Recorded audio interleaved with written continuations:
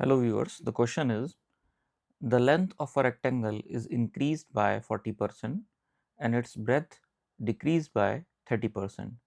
The change in area of the rectangle is option A 2% increase, option B 2% decrease, option C 10% increase and option D 10% decrease.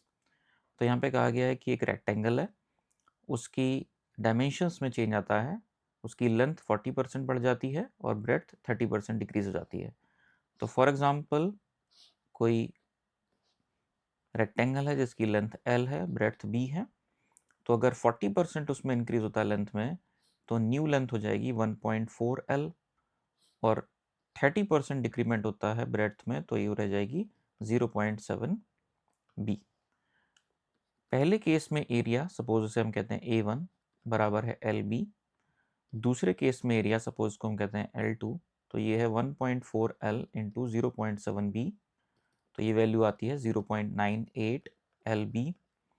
तो change in area पूछा गया है, तो change in area बराबर होगा the new area which is 0.98 LB minus the earlier area which is LB upon the earlier area which is also LB, so into 100 percentage के लिए।